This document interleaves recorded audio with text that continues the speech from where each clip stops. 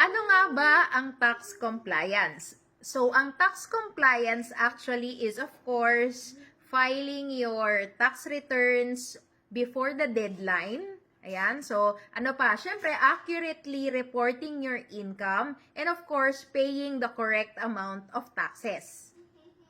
Bakit nga ba mahalaga na mag-comply tayo pagdating dito sa requirement ni BIR, which is the tax compliance? Siyempre, kapag tayo ay compliant, maiiwasan po natin yung mga penalties and charges. And ito pong mga penalties and charges na to, siyempre, masakit po ito sa bulsa, no? Sayang ang pera.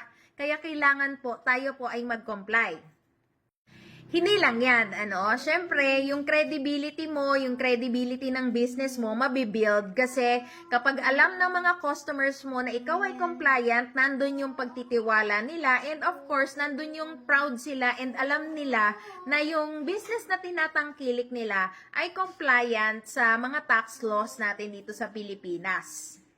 Siyempre, isang malaking bagay din po dyan na yung customers natin nabibuild yung confidence kasi kung tayo po ay tax compliant, makakapag-issue po tayo ng BIR accredited invoices at kapag meron po tayo niyan, ibig sabihin, nakikita ng mga customers natin yung ating company name, yung ating address, yung TIN, and of course, kapag meron po silang concern do sa products or services na binibili nila sa atin, pwede nila tayong balikan at assured sila na meron silang babalikan at matatanungan.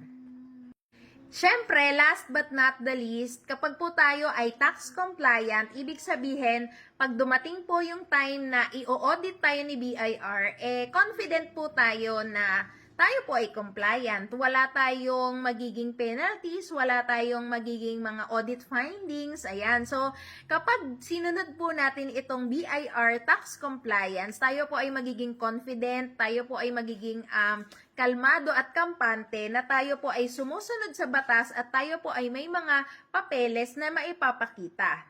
At dahil dyan, makakapagpatuloy po tayo na mag-operate, makakapagpatuloy po tayo sa ating business, and of course, mas mapapalaki po natin ang ating business. So, thank you so much. I'm Iza Estinopo, and i-follow mo lang po yung page ko para sa mas marami pa pong educational videos about tax and accounting. Thank you po!